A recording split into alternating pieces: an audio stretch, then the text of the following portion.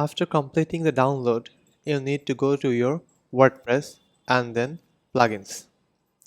In the Plugins page, click on Add New and then upload your plugin. And then select the plugin from your computer. Click Open and then Install Now. After the installing, click Activate Plugin.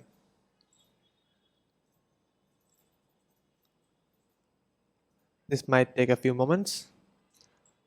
When the plugin is activated, you can now use WP File Access Manager.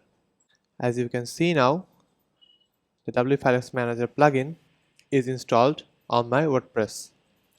And where to find it? It will be under the Media tab. In the Media, you can see there's a File Access Manager tab. So now I can say that my WP File Access Manager is completely installed.